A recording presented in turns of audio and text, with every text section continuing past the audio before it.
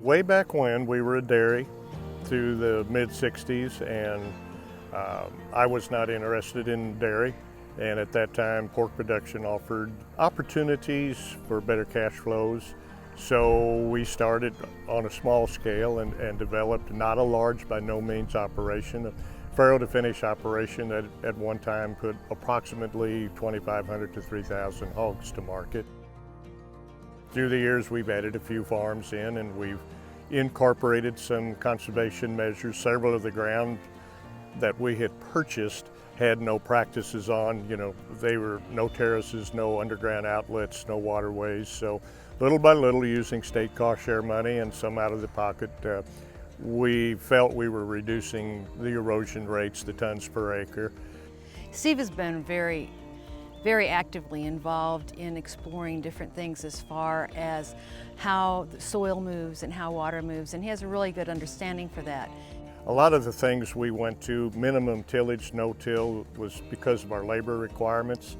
If you're in a pork operation and you have to wean on Thursday, you wean on Thursday. You can't necessarily be in the corn planter or the combine.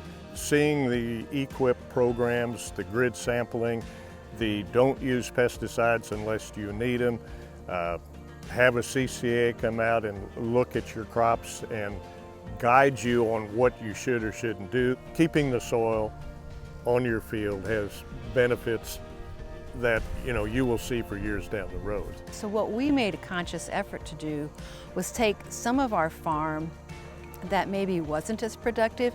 Maybe it's a drainage issue, or maybe it's just the way the water flows, but we've tried to take the land that we currently have and take those problem areas and make them better, so that the land that we do have is providing more value back to us instead of paying extra money for extra acres. Farmers in general are the ultimate recyclers. So we raise corn, we feed the corn to our pigs. Our pigs create the effluent that's in our lagoons that we fertilize with, and then the cycle starts over again. The grid sampling was a big step. We started that in kind of the early 90s, and we started seeing the benefits of, for instance, when we pump lagoon effluents. That's a readily available source of N, P, and K. But by using the EQIP approach and the grid sampling, it would tell us where to go, and it would take into consideration what the ground levels are, so the next time we gridded 4 years later, we would not over-apply in some areas, not under-apply in other areas. And we have taken it a step further now in the last couple of years, where you can layer your yield monitor information over your grid sampling, and it will challenge your better soils to produce better, and it will identify the maximum on your poor soils. All of our ground has water management practices on it, or we wouldn't be farming it. So implementing those practices, I think, have, along with improved seed genetics, has resulted in a higher yields than I ever thought we would have. I think the Oettings envision a really good junction of farming and conservation practices, and they do it every day on their farm here. They utilize a lot of conservation practices, whether it be implementing CRP practices of native habitats on unproductive ground, as well as utilizing common everyday farming practices that are underutilized, including cover crops, as well as doing no-till farm production, and at the same time help manage our resources for future generations, as well as helping maintain wildlife populations. It makes sense to me to conserve. It makes sense to me to provide wildlife habitat.